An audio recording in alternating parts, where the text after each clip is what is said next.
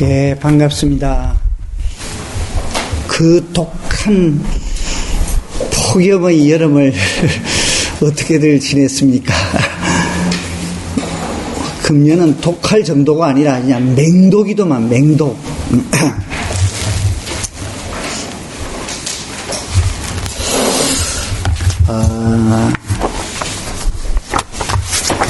이번 학기는 제가 수행의 실제를 맡게 되었고요. 여러분들이 지난 학기 때 요구사항이 있어서 이 금요일 날 오전 중부터 풀 가동을 하려고 계획을 짰습니다. 10시부터 수행의 실제를 하고 있으니까. 그리고 점심 먹고 11시 반부터 시작을 해서 1시 반까지 시간 안에는 수행자들은 수행을 하고, 인터뷰가 필요한 분들은 그 시간대 인터뷰를 하겠습니다. 그러니까 이 가급적이면 이 금요일을 여러분들은 수행의 날로 정해가지고 도시락 한 개 사들고 아침 10시부터 와가지고 저녁까지 5시 몇 분까지 계속 하루를 좀 수행 속에서 보내도록 그렇게 마음을 먹으면 어떨까 싶습니다. 스리랑카 같은 데는 정말 초하루 금음하고 보름날 같은 데는 많은 제가 신자들이 수행체에 와서 하루 종일 있거든요. 법문 듣고 수행하고 법문 듣고 수행하고 이러다가 저녁 7시에 돌아갑니다. 그래서 하루를 풀로 수행의 시간을 마련을 하고 있습니다. 우리 테라와다에서도 금요일날 하루는 그와 같은 분위기에 푹 좀 젖을 수 있는 그런 어떤 제도가 좀 정착되었으면 어떨까 하는 바람입니다. 수행의 실질은 주로 오전에 가지고 지금 이 시간에는 제가 활용된 시간이 70분 아닙니까? 그리고 이론 강의 반하고 수행의 실제 반하고 그러니까 이것저것 아무것도 안 될 것 같습니다. 이 시간은 주로 이론에 좀 충실할까 합니다. 이론이라면 크게 나눠서 두 가지입니다. 앞에 거는 얼마나 빨리 진도를 낼 수 있을는가는 모르겠습니다만은 수만아 국장님, 여러분 프린트 안 받았습니까? 네. 내가 어제 너무 늦게 메일을 보냈나? 그럼 다음 시간을 가져오죠. 개강하고 싶은 이야기는 그렇습니다. 수행이란 무엇인가에 대한 이야기, 수행은 왜 해야 되는가 이야기, 요걸 오늘 좀 이야기하고, 다음에 수행의 중요에 들어가면 제일 중요한 게 초기 불교는 수행에 대해서는 이걸 중심으로 이루어지고 있습니다.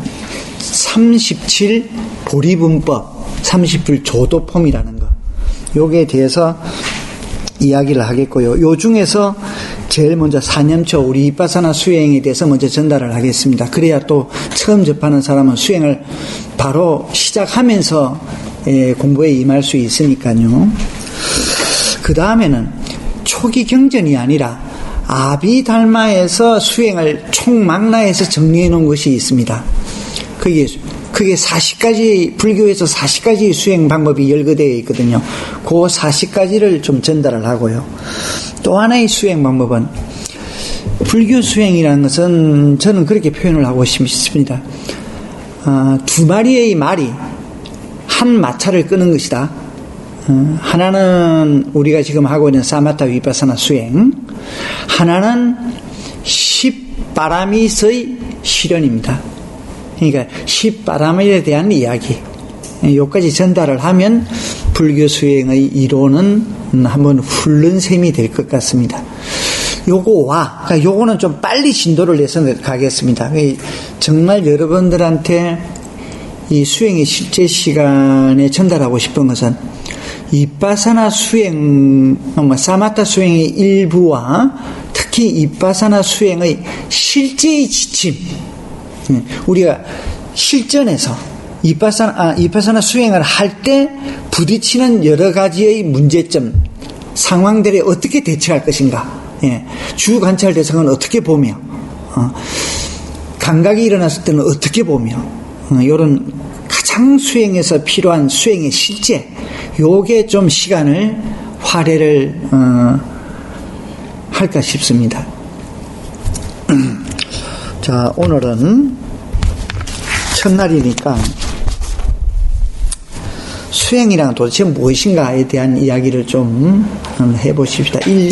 다 알고 있는 이야기입니다만은 한 번 더 그 부유, 여러분들이 수행에 대해서 이게 주섬주섬 알고 있는 것을 어떤 철학적 기초 속에서 한번 확립을 하는 이런 기회가 꼭 있어야 되지 않겠느냐는 생각이 들어서 좀 이 부분을 정리를 해봤습니다. 그래서 그 제목을 수행의 이론적 철학적 기초라고 한번 잡아봤습니다. 이 일상의 의식, 우리 일상의 의식이라는 것은 분별의식을 말합니다.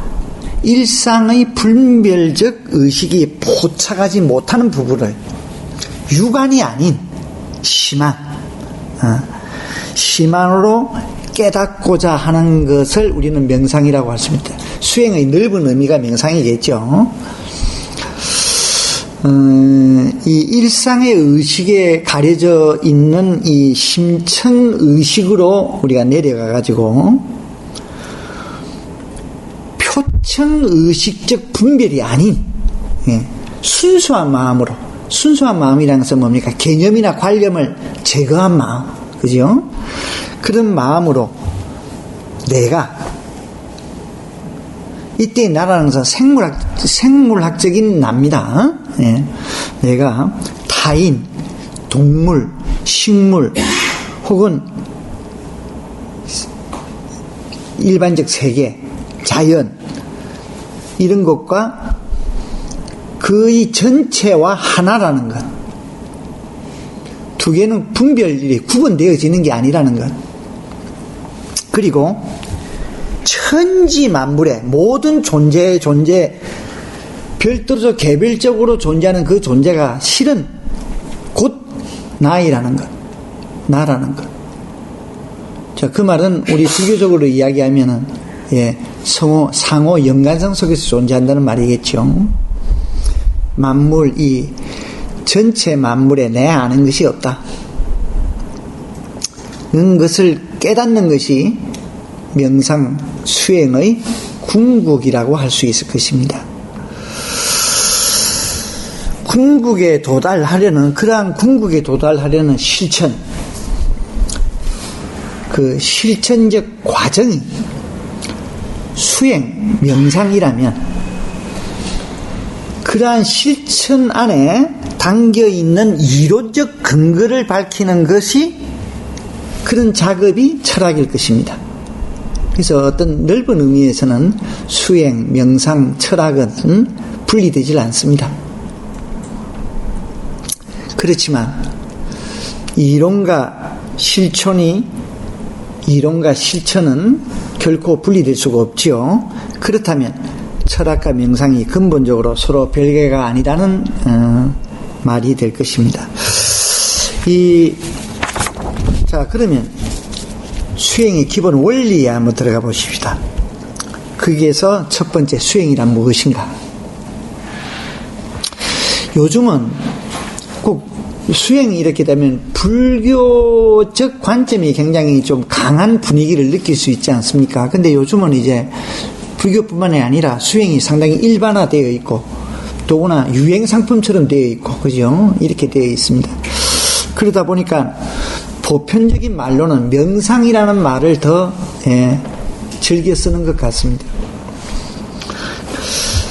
자, 그러면 수행, 명상 이런 것이 도대체 무엇인가? 우리가 수행이라고 표현할 때 더불어서 떠오르는 많은 단어들이 있습니다. 무슨 명상, 또 선, 요가, 요가라는 원뜻이 수행이라는 말이죠. 그리고 그 수행을 하는 자를 요기라고 합니다.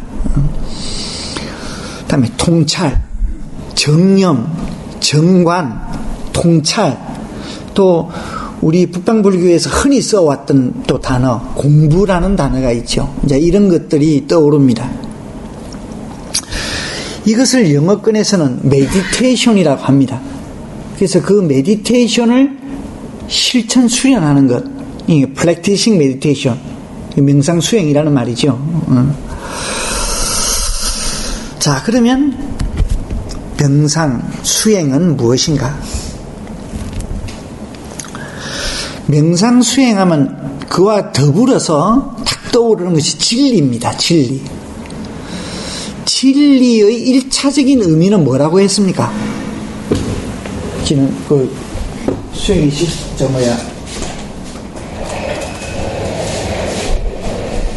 초기 불교 통론에서 이야기했잖아요. 진리라고 합니다.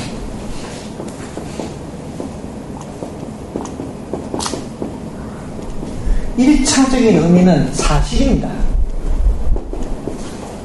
개념이나 관념이 끼어들지 않는 그 존재 그 자체, 사실, 리얼리티, 이게 진리입니다.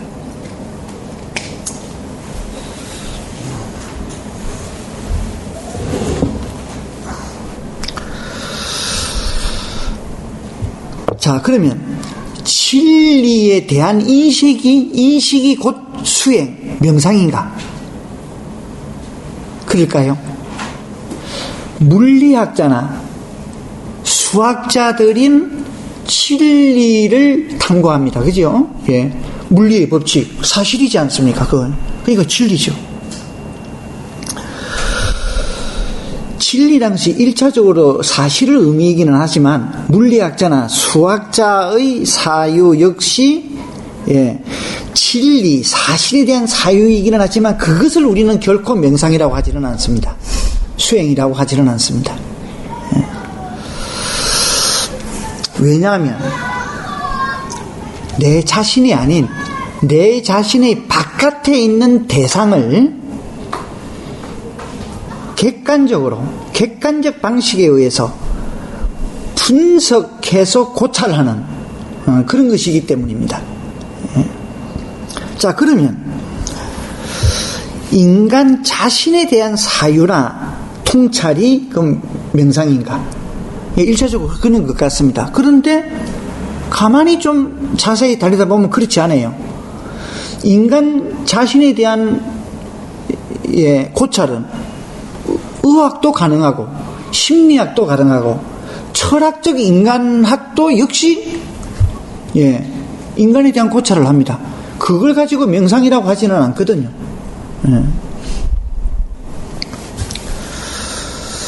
자, 그러면 도대체 그러면 명상 수행이라는 것은 무엇인가? 이것을 이야기하기 전에 하나 또 우리가 의문을 가질 수 있는 것이 있습니다. 명상 수행을 통해서 우리가 찾는 것은 과연 무엇인가? 무엇을 찾으려고 명상을 하는 것인가? 우리는 일상적인 감각을 통한 경험적 인식도 아니고 이성 활동을 통한 객관적인 과학적 사유도 아니며 그렇다고 혼자만의 어떤 상상, 허구적 상상도 아닌 또 다른 차원의 인식과 이해를 갈구하고 있습니다.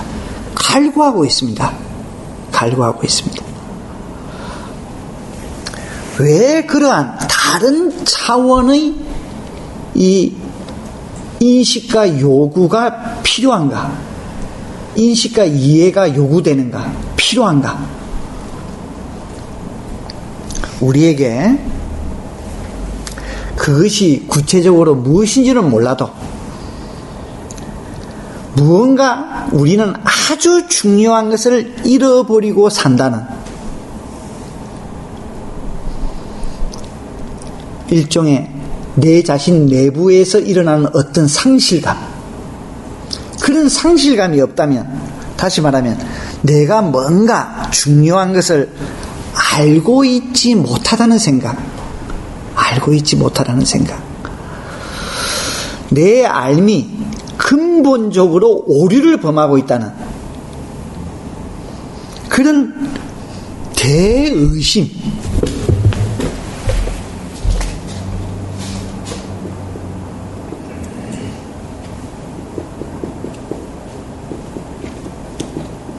꼭 우리 한국 불교의 가나서에서 의심하라, 그지? 의단을 가져라, 이런 것과 상통하죠. 의심이 없다면 명상 수행은 필요가 없을 것입니다. 그리고 그러한 나의 무지 속에서, 그 무지 속에 그냥 버티고 있으면서 그냥 살아가는 것이 아니라 무지한 채 사는 것이 내게는 끝없는 절망이고, 무지를 안고 산다는 그 자체가 내가 인간답게 사는 그런 측면에서 이 절망감을 가져다 주고,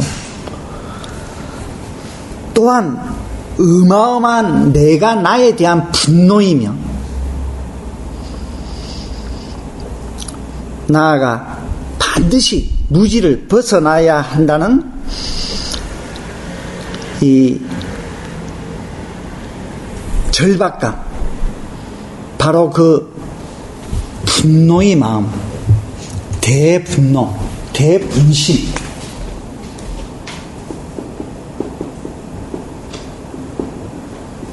이 대분심, 이것이 없다면 우리는 명상 수행이 필요가 없을 것입니다.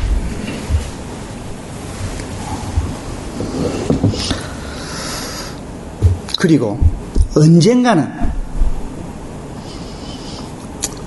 그 잃어버린 것을, 그 무지의 근원을 반드시 찾게 되리라는 믿음.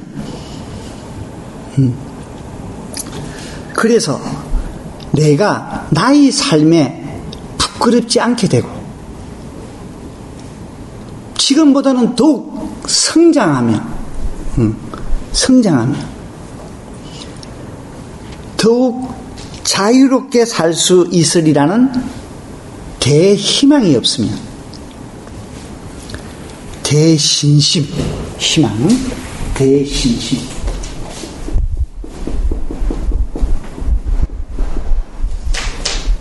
우리에게 명상 수행은 필요하지 않을 것입니다.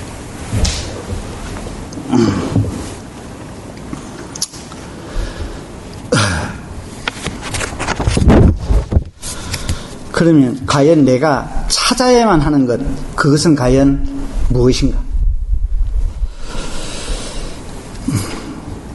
그것은 바로 내 자신입니다.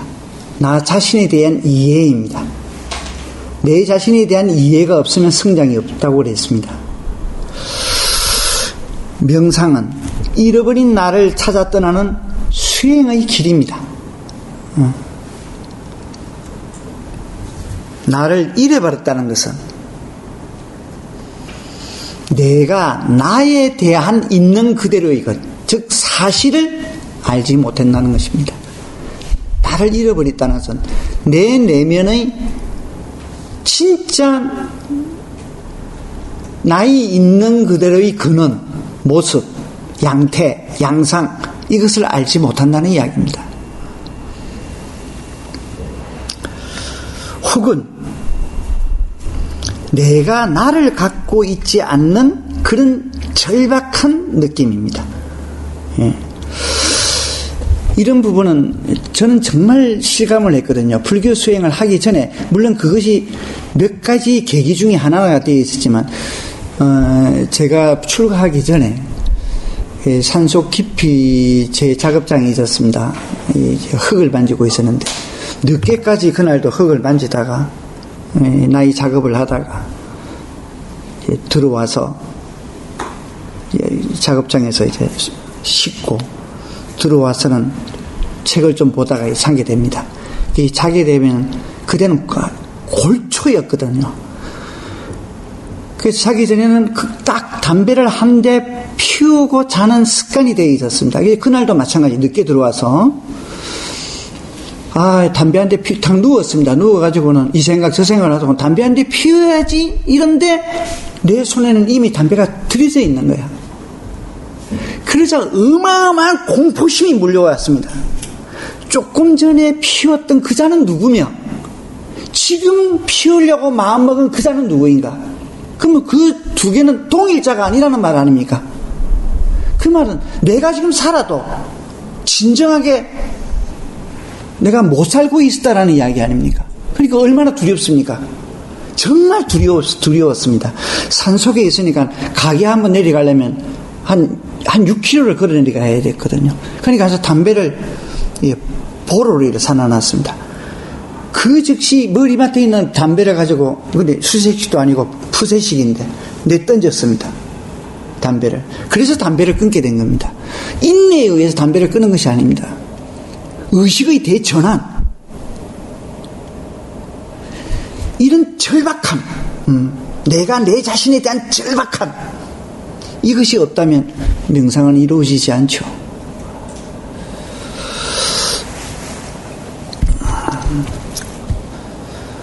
하여튼 명상은 그런 절박의 느낌입니다.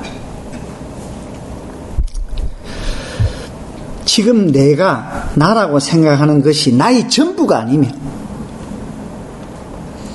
더 큰 혹은 진실의 또는 사실의 내가 지금의 저 너머에 숨어 있다는 그런 느낌과 자각에 의해서 명상은 시작됩니다.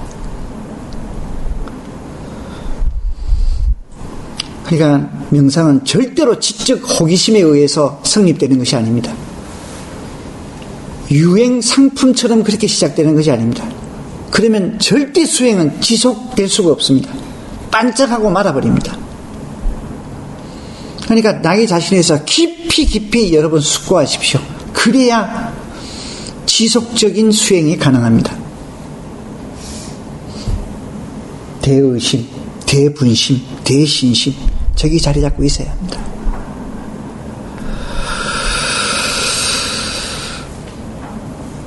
내가 나 이상이라는 것은 꼭 더 가치 있는 존재라는 의미가 아닙니다.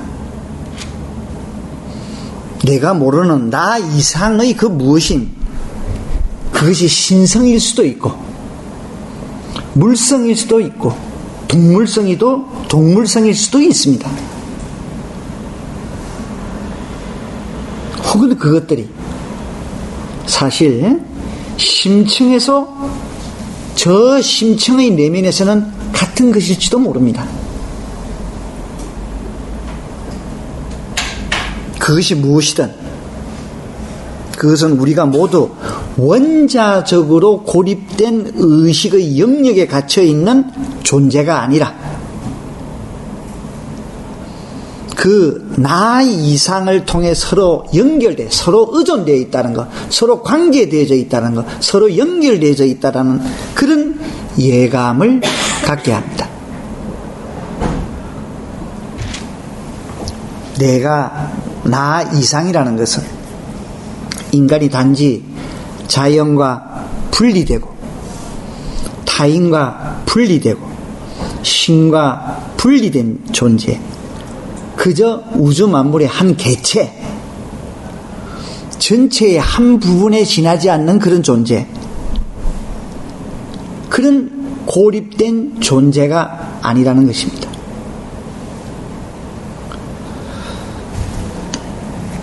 일체의 존재는 그 근원에 있어 모두가 같이 연결되어 있습니다. 상호 의존되어 있어 만물 안에서, 그리고 내 안에서 살아 숨쉬고 있다는 것, 그런 생각이 마음속에 밀려올 때 명상 수행은 시작됩니다. 명상이란 바로 내 안에서 살게 하는 그 근원을 확인하고자 정신, 육체적인 행위인 것입니다. 그러므로 나의 자신의 수행을 통해 이전까지 제한된 경험적 나를 초월하는 그런 체험은 모두 명상에 속합니다. 그렇지만 일상적인 나의 분별적인 에고의 틀을 벗어나되 타력에 의한 방법은 명상에 속하지 않습니다. 술을 마시고 마약을 마시고 그죠? 어떤 약물을 복용하고 그래서 이런 근처에 접근하는 이런 것은 명상이라고 할 수 없다라는 이야기입니다. 예.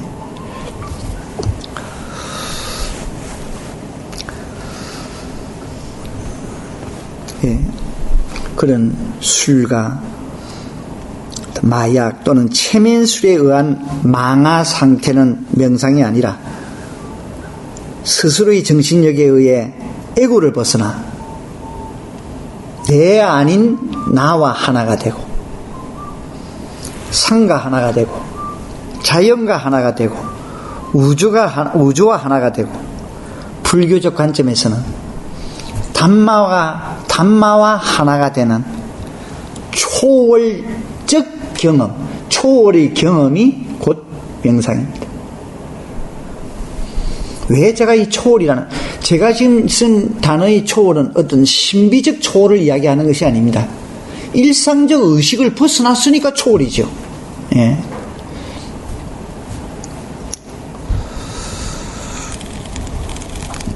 자, 그러면 두 번째는 명상 수행은 어떤 마음의 구조 안에서 가능한가?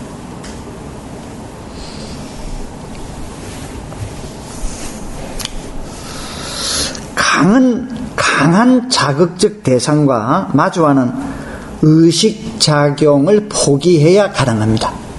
우선 이건 이제 그 제목으로 이렇게 설정을 해봤습니다. 일상의식에서는 의식과 세계는 분리된 채 각각 존재합니다. 개별적 존재로 존재합니다.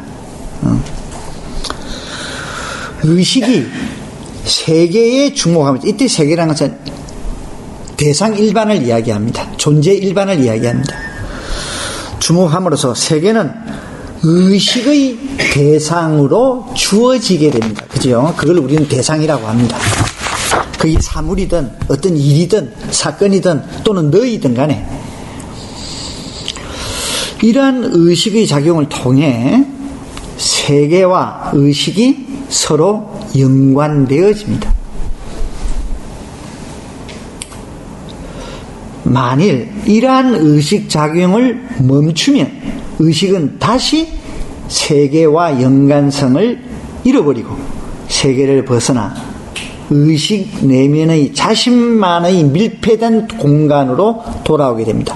독립적으로 고립하게 되죠. 이처럼 우리의 일상적 의식은 나와 세계와의 연관이 표층의식에서 얻어집니다. 그러나 명상은 나와 세계의 연관이 표층의식에서 형성되는 것이 아니라 심층의식에 이미 확보되어 있습니다. 마음 심층에서는 우주 에너지, 신체 에너지, 영적 에너지 또는 심리적 에너지 이런 것들이 서로 소통하면서 하나로 결합되어 있는데 우리의 표층의식이 그것을 감지하지 못하기에 표층에서 의식과 세계가 분리됩니다. 그리고 나와 너가 분리됩니다. 그래서 의식이 고립되게 됩니다.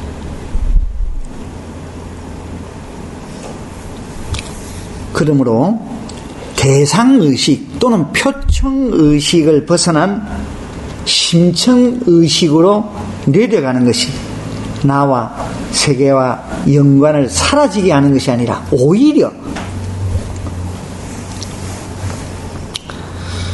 나와 세계의 근원적 연관성을 회복하는 것이고 나의 사적인 내면 의식으로 고립되는 것이 아니라 오히려 그 안에서 나와 세계가 하나로 이어지는 더 넓은 상호관계가 성립되는 자리입니다.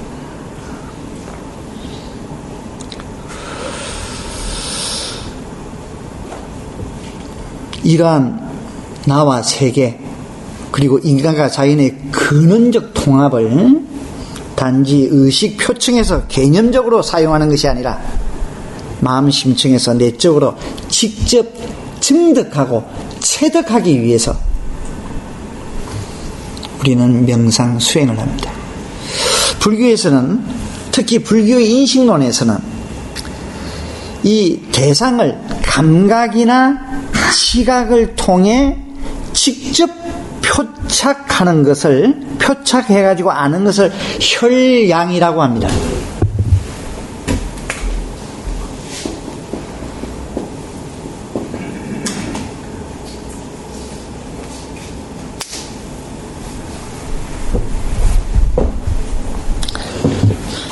이게 비해서 개념적인 추리, 관념적인 추리를 통해서 간접적으로 아는 것, 그러니까 물 그 자체를 아는 것이 아니라 개념과 논리와 관념을 통해서 아는 것을 비량이라고 합니다. 비교한다는 비자. 그래서 비량을 무너뜨리고 비량을 부정하고 혈량을 참는 것을 명상수행이라고 합니다.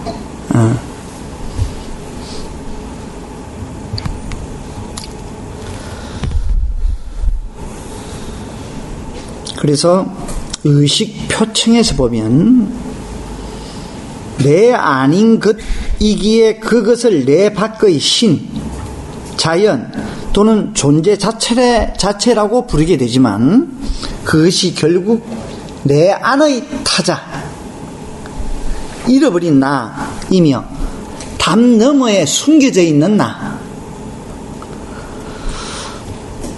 흔히 불교에서 말하는 본래의 나인데 그것을 내가 직접 스스로 확인하고자 하는 것이 명상입니다. 그런데 어째서 심층에서 통합되어 있는 것이 표층의식에서는 분리되어서 드러나는 것일까? 저 심층에서는 그 모든 것이 분리되지 아니하고 각각 개체로서 정리하지 아니하고 한꺼번에 통합되어 있는데 일상의 의식, 표면의식, 표층의식, 대상에서는 왜 그게 각각 존재로 보이고 개체로 보이고 개별 존재로 보일까? 그 이유를 알아야, 그죠? 아는 것이 꼭 명상의 열쇠를 푸는 것입니다.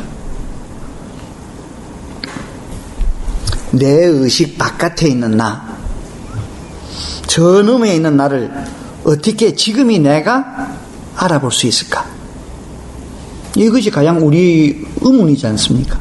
이것만 풀리면 수행의 길이 잘 열릴 텐데, 우리의 의식은 일상적 대상의식과 이 일상적 대상의식에서 나오는 파장을 우리는 베타파라고 합니다. 베타파. 다음에 이것과 상대적으로 아주 마음이 고요하고 잘 가라앉아가지고 평정상태, 우백가 상태의 각성의식, 자각의식, 여기에 비해서 이제 이런 의식이 있죠. 요때 그 의식에서 발생하는 파는 알파파라고 합니다. 이럴 때는 서로의 구분과 이런 것이 이제 무너지죠. 무너지니까 시비가 없어져서 일종의 수면 상태와 같은 상태가 됩니다. 실질적으로 깊은 수면을 자게 되기도 하고요. 이때 나타나는 이 수면 의식에서 나타나는 파장은 시타파라고 합니다. 그럼 이때는 의식의 어떤 작용이나 이런 것이 굉장히 조용해지죠. 이 조용함이 더욱더 고요해진 상태, 이것이 무의식의 상태입니다. 이거는 델타파라고 합니다. 이때 일어나는 파장은. 그러니까 전자일수록, 앞부분일수록 파장이 짧습니다. 사이클이 더 크다는 거죠. 사이클이. 우리의 일상의 의식은, 그 시선이 바깥을 향한 대상의식 또는 외부의식, 이며 따라서 주어진 대상에 따라 사이클이 바뀌면서 빠른 속도로 움직이는 불안정한 베타파입니다. 긴 파장에 또 다른 파장이 겹칠수록, 다시 말하면 자극이 강할수록 또는 많을수록 파장은 짧아지며 주파수가 늘어납니다.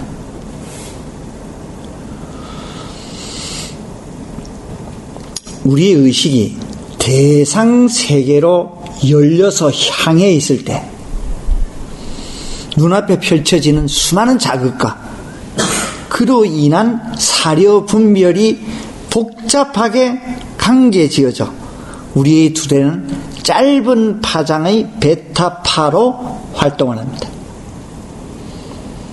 그러다가 바깥으로 향했던 의식이 안으로 모아져서 바깥으로만 그 자극을 향해서 나가 있던 것이 그게 문을 닫히고 내 안쪽으로 들어옵니다. 향하게 됩니다.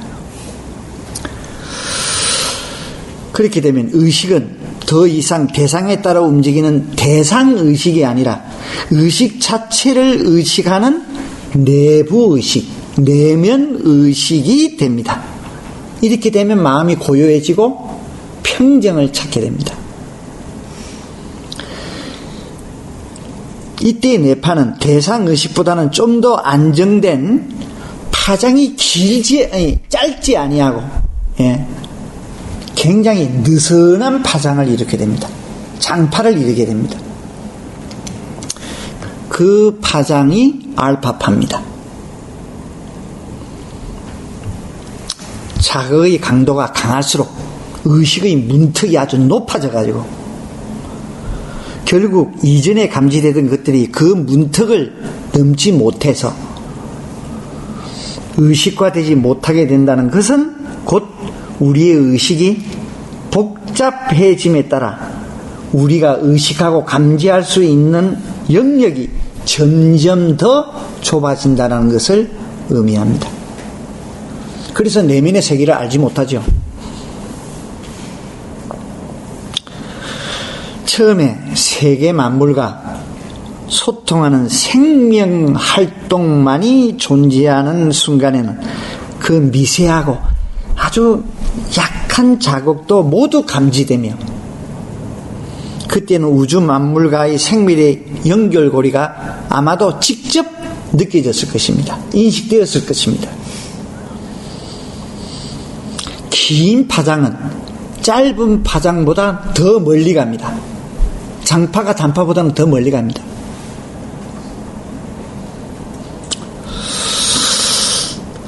그리고 미세한 마음으로 그 파장을 느낄 수 있는 것은 공명한다는 것입니다. 파장이 길수록 그만큼 많은 존재와 하나로 느끼며 공명된다는 것입니다. 의식의 문턱이 높아지면, 의식의 문턱이 높아진다는 것은 뭡니까? 다른 파장의 자극이 첨가된다는 말입니다. 의식의 문턱이 높아지면 결국 우리가 의식을 갖고 인식할 수 있는 것은 짧은 파장의 아주 강한 자극에 제한되며 미세한 자극에는 무감각해지고 둔해지게 되어 있습니다. 결국 우리는 외적 표면적 자극이 있는 상태에서만 그 자극에 대한 의식을 갖게 되고 그런 자극이 없으면 잠을 거쳐 무의식에 빠져들게 됩니다. 그렇게 해서 우리에게서 실제 작동하고 있는 생명활동은 우리 자신에게 전혀 의식되지 않으면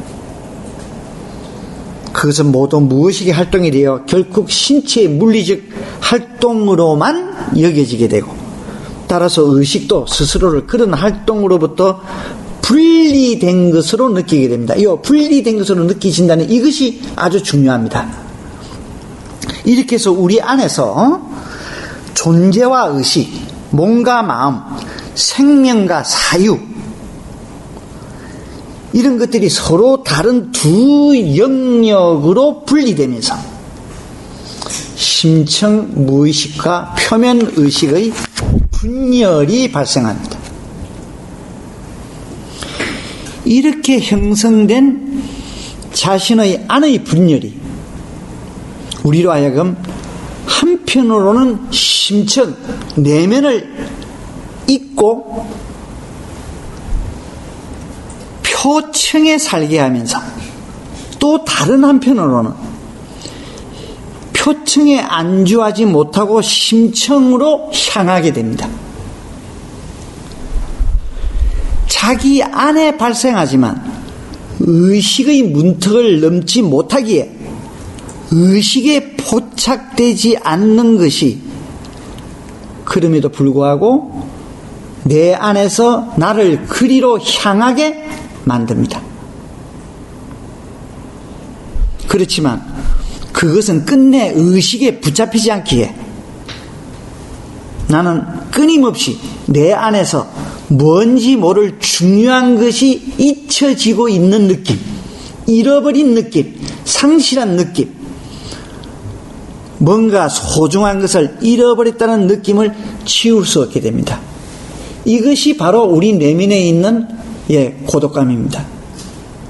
불안입니다. 불안감입니다. 두려움입니다. 그걸 없애기 위해서 우리는 그것을 찾으려고, 상실은 그것을 찾으려고 애쓰는 겁니다. 찾으려고 애쓰는 그 행위가 명상이라는 겁니다. 이 명상이 무엇인가가 이해가 됐죠? 오늘 장황하게 이야기했습니다만 지금 이 부분을 전달하려고 앞에서부터 끄져온 겁니다. 그러니까 우리는 명상하지 않을 수가 없는 거예요.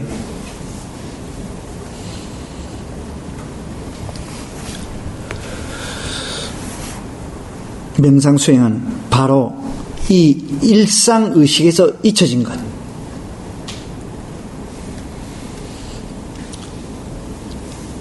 심층의식에 가려진 것을 다시 되찾고자 하는 행위입니다.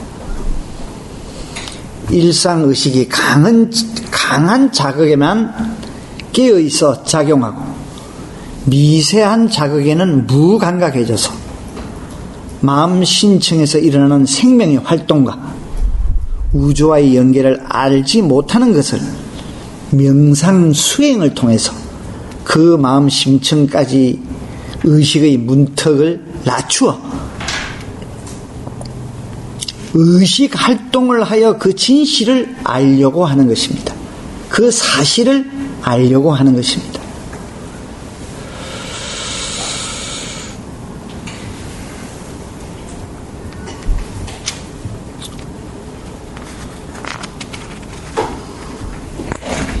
자,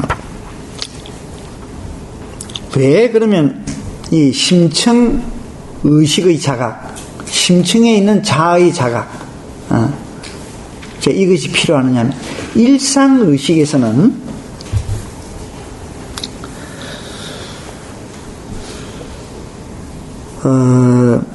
일상의식이 활발하게 작용을 하면 계속 뭐가 보태지기만 합니다.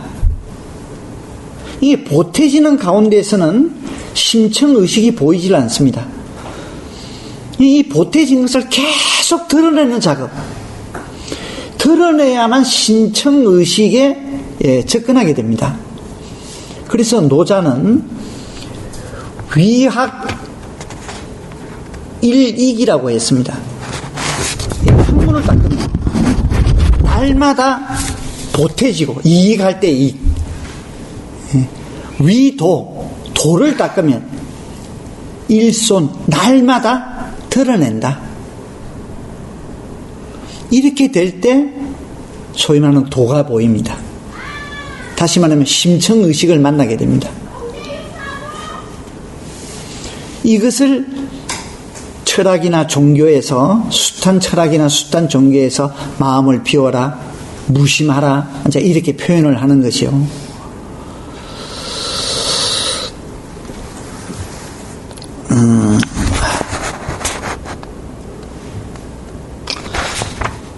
자, 그러면 명상의 기본 방향은 어디로 향하게 되느냐? 이 이야기하려면 좀 깁니다만은, 이렇게 일상의식을 건너뛰어서 심층의식으로만 내려가야만이 이제 나의 사실, 내가 나에 대한 사실과 부딪히게 되는데, 만나게 되는데, 그것을 위해서는 우선 의식적으로 나의 분별적 의식 활동을 자제하고 멈추어야 합니다.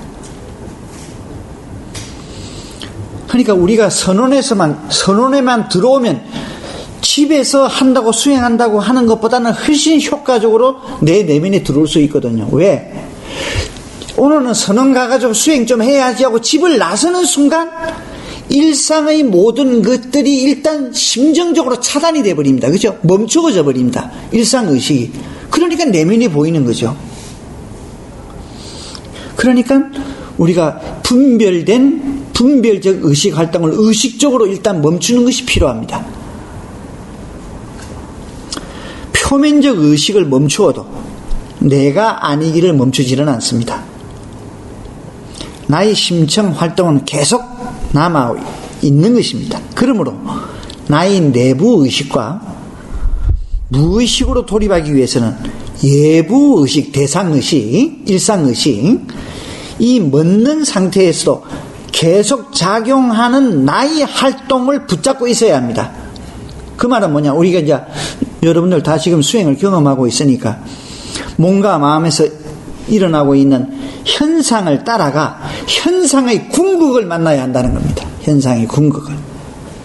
그것을 우리 수행의 실제 또는 불교 그 담마 용어로는 뭐라 합니까? 빠라마타를 보아라.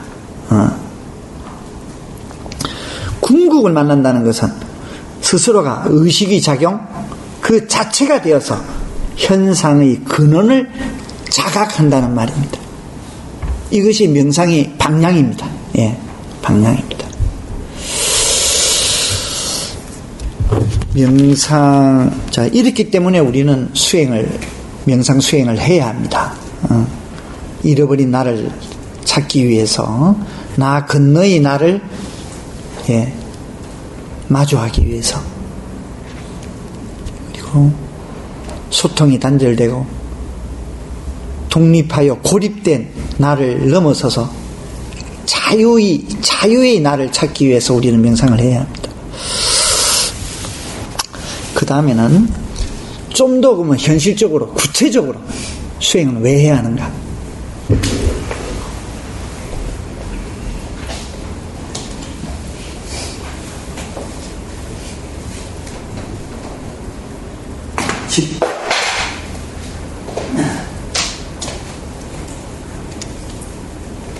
지난 학기 때 불교 통론 시간에 이제 가장 중요한, 불교에서 가장 중요한 사성제의 진리에 대해서 여러분 다 공부했죠. 금년 학기부터 처음 나온 분들이 있습니까? 혹시 예.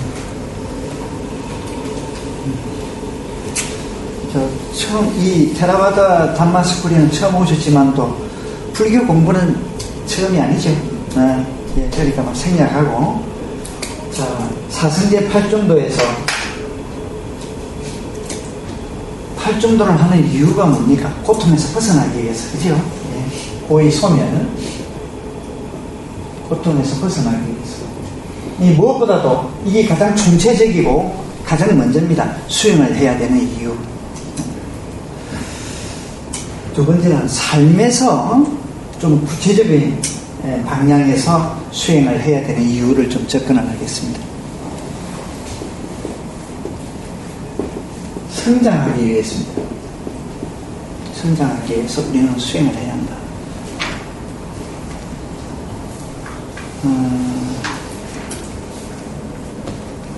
이 세상에, 이 지구상에 감정을 가지고 있는 동물은 부지기수로 많습니다. 지렁이도 밟으면 굶터래. 왜? 싫어하니까. 감정을 가지고 있다는 말이죠. 그러면 그렇게 생각하면 개, 말, 돼지, 이렇게, 개구리, 뱀, 이렇게 한다면 헤아릴 수 없이 많습니다. 무한대입니다, 무한대. 그 중에서 인간의 숫자, 통계에 안 잡힌 우간다 무슨 마을에 있는 인구도 잡아 엮는다 하더라도 70억을 넘지는 않을 겁니다. 무한대본에 70억. 확률 제로.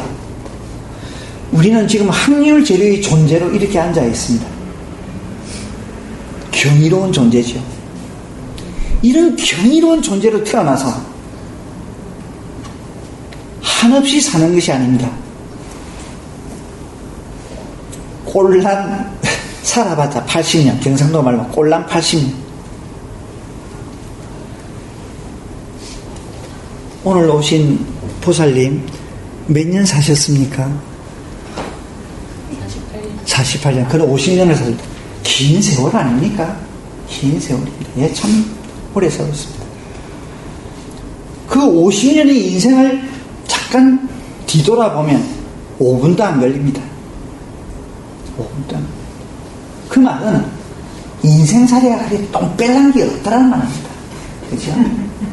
의미심장하고 가치로 막 탁탁 뭉쳐있고 이렇지 못했다는 이야기입니다.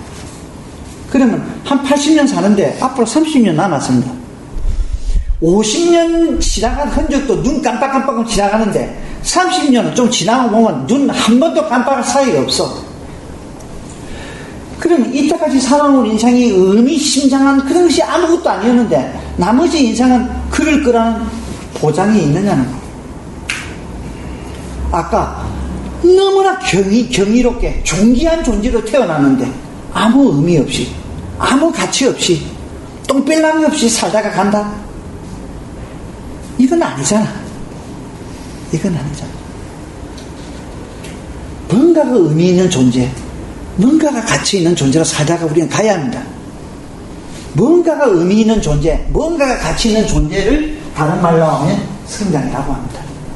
그죠? 그래서 우리는 성장해야 됩니다. 근데 왜 성장하지 못했을까요? 태어나가지고 대학교 한 2년 때까지만 성장했다. 그 다음에 성장이 없어. 육체적인 성장도 멈추고 원래 만 24일까지 성장을 해요. 다음에는 세포는 노화가 됩니다. 소멸입니다. 근데 과연 이런 물리생물학적인 입장에서의 노화로 그대로 우리는 진입하는 것이 전부일까요? 그렇지 않다는 거예요. 성장할 수 있다. 성장할 수 있다. 이거는 생물학적으로도 그렇고 정신적으로도 그렇습니다. 생물학적으로는 미토콘드리아라는 것이 있어요. 세포 속의 세포, 세포 속의 생명체, 그걸 튼튼히 해주면, 그걸 활성화시켜주면 60세까지 성장한다는 거예요. 노화를 하지 아니하고. 그래서 60세에 정점으로 이룬다. 다만 인간은 생활 습관이 잘못되어 가지고 24세부터 노화의 길로 들어섰다는 겁니다. 정신적인 것은 더 말할 것도 없습니다. 왜 정신적인 성장이 멈췄을까요? 자기 이해가 없었기 때문에. 자기 이해. 명상은 자기 이해라고 했죠. 자, 내 자신을 알 수 있는 방법은 뭐가 있습니까? 우리가 무엇을 인식할 수 있고 할 수 있는 것은 이성을 통해서 가능합니다. 그래서 처음에는 분석, 논리적 분석, 다음에 유추, 추리, 이런 방법론들이 있습니다. 근데 이것은 다 한계가 있어요. 제한적입니다. 왜? 이런 방법 속에는 개념과 관련이 너무나 짙게 묻어 있기 때문에 그 물 자체, 존재 그 자체의 사실을 몰라. 그럼 어떤 방법이 있느냐? 있다. 직관. 명상 수행한 직관입니다. 이런 걸 거치지 않고 바로 물 자체에 들어가는 겁니다. 내 자신에 바로 들어가는 겁니다. 나의 심층의식에 바로 들어가 버리는 겁니다. 그래서 성장을 하려면 자기 이해를 해야 되고, 자기 이해를 하려면 직관이라는 방법을 통해서만 할 수 있다. 이것이 수행이에요. 자, 이게 한 발자국 더 나아가가지고, 그럼 자기 이해를 한다는 것은 무엇일까? 내에게는 부정적인 면과 긍정적인 면이 있습니다. 우선 긍정적인 면은 서로 공부 안 해도 그거는 형성되어 있는 거야. 그지? 그건 부정적인 면. 즉, 자기의 문제점, 자기의 결점, 자기의 약점, 이런 거에 대해서 명확하게 이해하는 것. 이해한다는 건 understand. 있는 그대로를 아는 것. 그것이 자기 이해입니다. 이 직관을 통해서 이것을 보는 거예요. 이것을. 그래야 성장한다. 그러니까 수행해야죠. 세 번째는 대상에서부터 자기 자신으로 돌아와요. 자, 인류의 삶의 문제는 옛날 고대 때는 그것을 뭐가 담당을 해주느냐 하면 철학이 담당해 줬습니다. 자, 서양을 예를 든다면 뭐 좀 배아지 꼴리지만 서양이 어쨌든 지금 지구의 문명과 문화를 지배하고 있으니까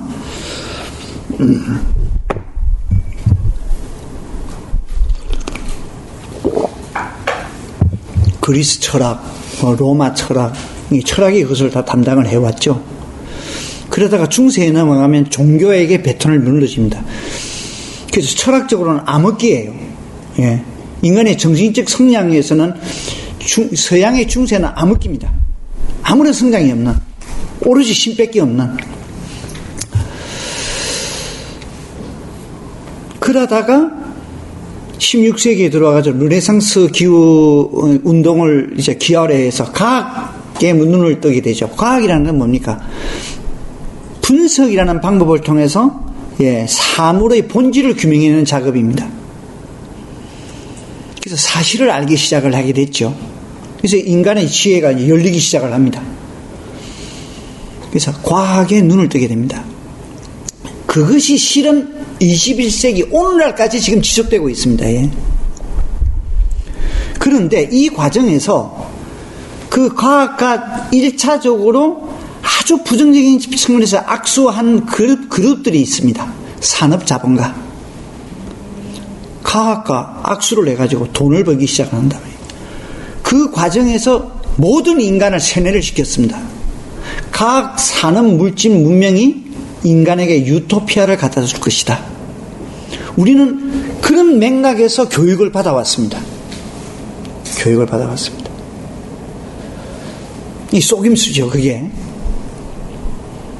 그럼 유토피아를 많이 가져다 주는 것이 사실이라면 50년 전보단 10년 전이 분명히 이 사회는 행복한 사회가 돼 있어야 되고 10년 전보다는 지금이 분명히 행복한 사회가 돼 있어야 합니다. 근데 그런가? 나이 어렸을 때가 지금보다는 훨씬 더 사회적으로 행복한 것 같습니다. 도둑놈이 있어도 아주 낭만적 도둑만이 있었습니다. 예. 옷 빨아가지고 널어놓으면 가져가고 그 정도였습니다. 근데 지금은 청소년들이 유흥비 5만원 때문에 인간을 죽여버리지 않습니까? 왜 이렇게 되느냐? 유토피아는 그냥 왜 이렇게 되느냐? 삶이라는 것은 삶의 주체가 대상과 관계를 맺는 것입니다. 관계. 이 대상은 사람일 수도 있고 사물일 수도 있고 일일 수도 있고 사건일 수도 있습니다. 이 관계를 맺는 이게 인생입니다. 이게 삶입니다. 이 관계를 맺는다는 것은 뭐냐? 소유하는 것이 아니고 경험한다는 말입니다. 경험한다는 말입니다.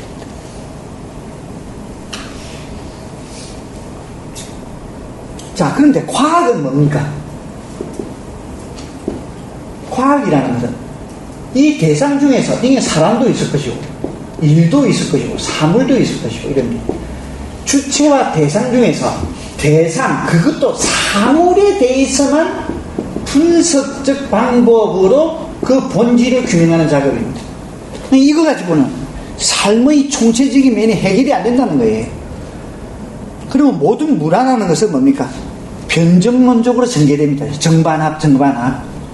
그럼 이 문제를 해결하기 위해서는 대상에서부터 주체로 돌아와야 될 거 아닙니까? 그래야 뭐 일이 풀릴 거 아닙니까? 주체로 돌아온다는 것은 즉 자기 자신에 대한 이해로 돌아와야 한다는 거예요. 그래야 이 문제가 풀린다는 겁니다. 이제는 적극적으로 그럴 때다. 행복을 원한다면, 내의 행복과 사회적 행복을 원한다면 대상으로부터 자기 자신으로 돌아오라.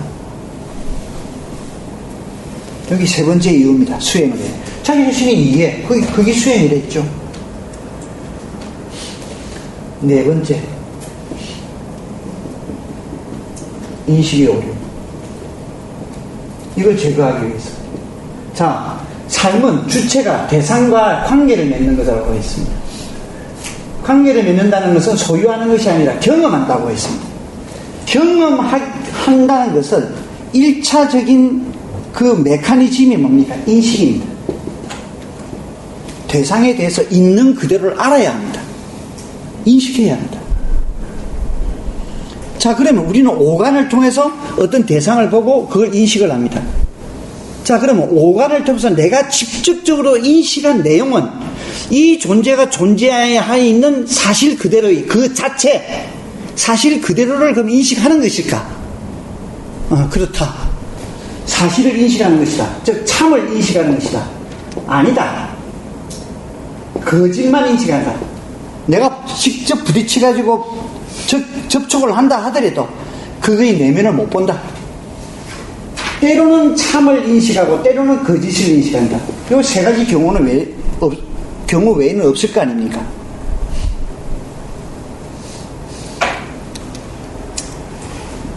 어떨까요?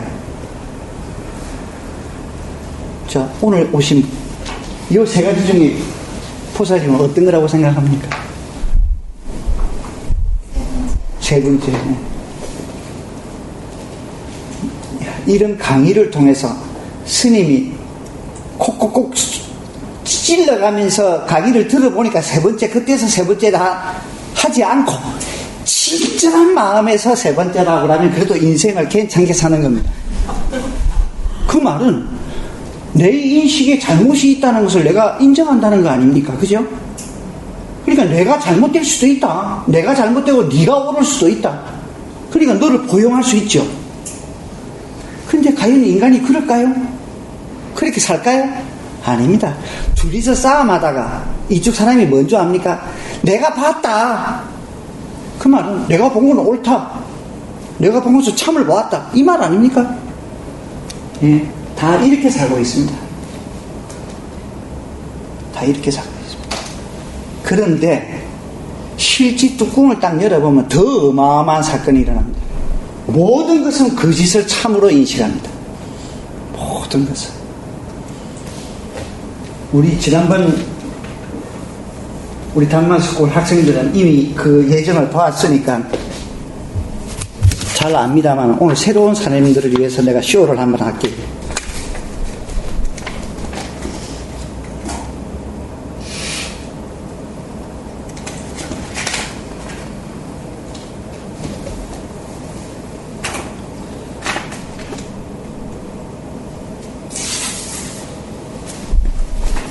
어떤 것이 더 길게 보입니까? 고민하지 말고 보이는 대로. 그렇죠? 네, 같이 놓고 꺼거든요. 이걸 아까 말한 인식의 오류라고 합니다. 이것이 반드시 있다. 우리의 인식 메커니즘 속에는. 그러니까 행복에 도달할 수 없는 겁니다. 이 인식의 오류를 제거해야 합니다. 왜 이런 문제가 생겼을까? 개념과 관련입니다. 우리는 무엇을 인식할 때 순수 상태, 날 것 상태에서 인식할 수 있는 것이 하는 것이 아닙니다. 살아온 경험에 의해서 형성된 나의 개념, 관련, 선입관, 관점 이런 색안경을 통해서 인식을 할 뿐입니다. 그러니까 이런 문제가 발생이 됩니다. 자, 이런 것을 거치지 않고 바로 인식의 대상도로 들어가야만 합니다. 그게 뭡니까? 이거죠. 이게 가장 중요한 문제입니다. 이게. 인식의 오류를 제거한다. 자, 이쯤 되면 수행은 선택사항이 아니다. 필수사항이다. 그 필수사항이다 그러니까 또 이런 자는 있습니다. 아이, 스님, 그 말은 옳은 것 같은데 다 좀 귀찮습니다. 나는 그냥 적당히 사는 대로 살랍니다. 그럼 그렇게 살아야지 뭐. 좋다. 그런데 하나 문제가 있다. 사랑은 어떻게 할 것인가? 사랑은 그 말하니까 그 사람은 또 이런 소리해. 사랑 그거 나도 한 몇 번 해봤는데 그것도 사랑하기 골치 아프고 반드시 고통도 생기고 사랑 안 하고 그냥 살랍니다. 그럼 그렇게 살아. 그런데 또 어떤 문제가 있느냐? 자식은 어떻게 할래 그러면? 이거는 빼도 박도 못하는 거잖아요. 그죠? 사랑이라는 것은 포용이고 배려고 신념이고 신뢰고 헌신이고 이해이고 용서이고 이런 것들입니다. 근데 요 중에서 가장 최대 공약수가 있습니다. 이해입니다. 이해. 너희 있는 그대로를 알 때 그 사람을 사랑할 수 있습니다. 무조건의 용서 이 가능하겠느냐는 거야. 불가능합니다. 너희 상황을 알아야 용서할 수 있습니다. 너를 무조건 묻을 수 있습니까? 아닙니다. 너를 이해할 때 신뢰할 수 있습니다. 근데 내가 너를 안다는 것이 이해를 한다는 게 가능하겠느냐는 거예요. 이 불가능합니다. 설사 나는 그렇게 하려고 노력을 한다 하더라도 상대는 항상 스파입니다. 가면을 쓰고 나타나. 가면을. 그럼 우리 사랑할 수 없다는 말 아닙니까? 내가 나 자식을 사랑할 수 없다라는 말이에요. 내가 이성인 애정관계에 있는 너를 사랑할 수 없다는 말입니다. 자, 아까 말한 확률지로로 태어나서 사랑도 못 해보고 이 인생을 버린다? 억울하지 않아요? 그럼 무슨 방법이 없겠느냐? 있다. 내 자신을 이해하면 된다. 내 자신을 이해하면 된다. 그러면 내 자신을 이해한다는 것이 가능하겠느냐? 이 불가능합니다. 왜 불가능하느냐? 세 가지 이유 때문에 그렇습니다. 첫째는 내가 내 자신에 대해서 내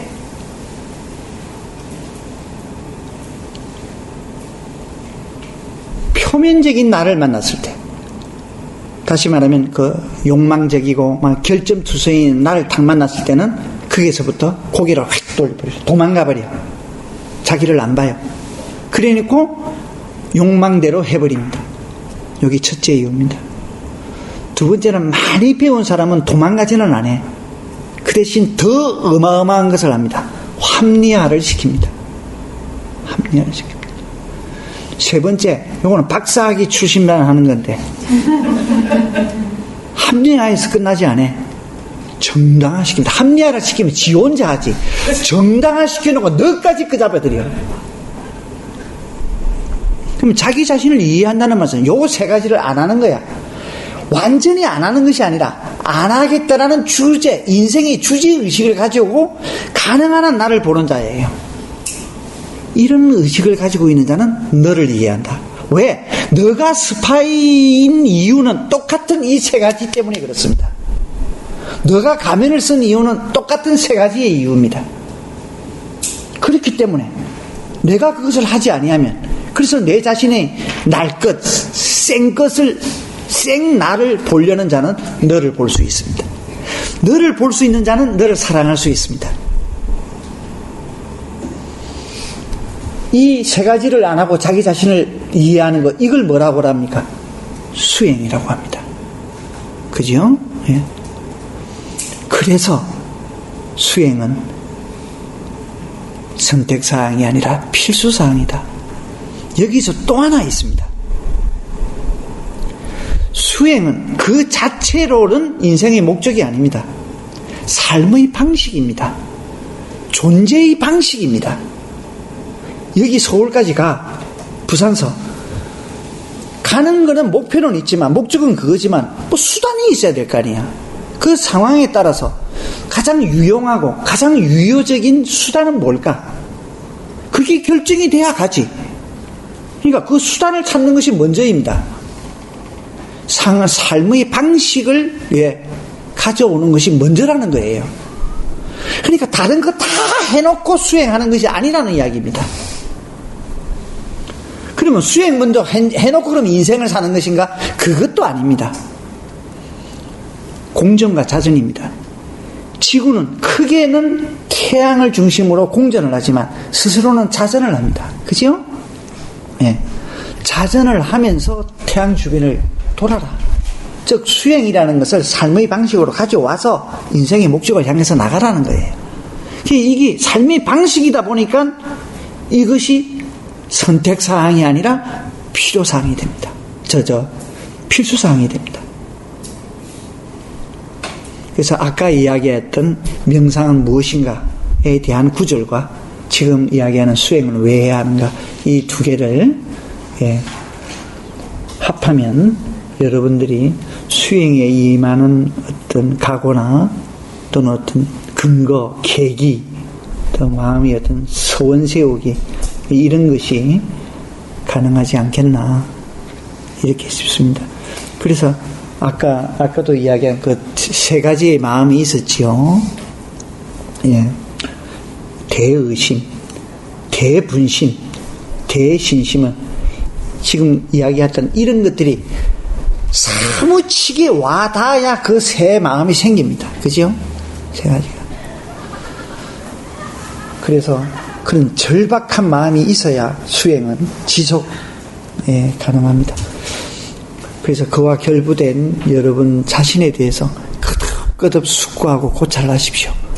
그래서 수행을 지속적으로 할 수 있도록 그렇게 자신을 이끌어 가시기 바랍니다.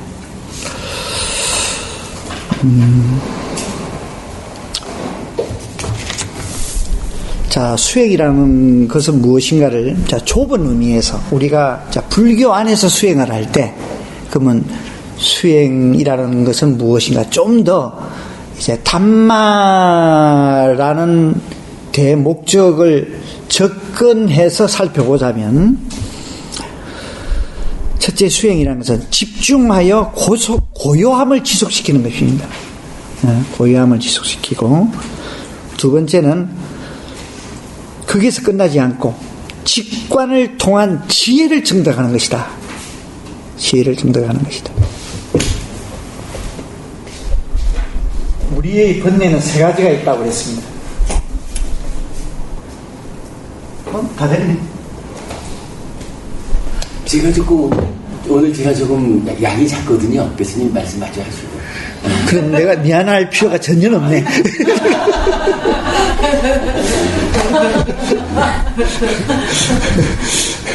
그러니까 도와드리는 거네. 감사합니다. 말과 행위로 드러난 번뇌가 있습니다. 고통이 있습니다. 그죠? 이게 첫 번째. 두 번째는 말과 행위로는 드러나지 않았는데 지금 마음속에서는 부글부글 끓고 있는 그런 번뇌가 있습니다. 그러니까 눈이 밝지 못한 자는 이것을 몰라. 더구나 현대인들은 화장술이 워낙 강해. 좋아가지고 나를 잘 감춥니다. 그죠? 세 번째는 말로 행위로도 드러나지 않고 마음속에서도 아무것도 안 해. 아무것도 없어. 근데 어떤 조건만 만나면 그 새끼만 생각하면 우라통이 터져. 이런 번뇌가 있어요. 요 첫 번째 거는 도덕심으로 해결합니다. 뭐는 하지 마라, 뭐는 하지 마라, 무조건 지키겠다 라는 소원, 이런 걸로서 해결합니다. 요거는 마음 집중을 가지고 해결합니다. 자, 화가 일어났다? 그럼 이걸 없애려고 노력하는 것이 아니라 화가 일어났다는 것을 알아차림. 그죠? 화라는 마음작용이 있고 그것을 알아차리는 마음작용이 있는데 그걸 알아차리는 마음작용이 더 강해져 버리면 이 마음작용은 안 일어난다는 거예요. 그래서 두 번째의 번뇌, 고통에서 벗어납니다. 이것이 우리가 지금 하고 있는 수행의 1차적인 이익이죠. 수행에서 얻을 수 있는 1차적인 유용함입니다. 그 다음에 요거 그러나 이거는 번뇌의 뿌리는 잘리지 않는다. 예, 뿌리는 그의 본질을 보는 것이다. 성이 날 때 성의 본질을 보는 것이다. 그걸 뭐라 지혜라고 한다. 지혜정덕. 그래서 수행의 목적은 지혜정덕입니다. 직관을 통한 지혜정덕.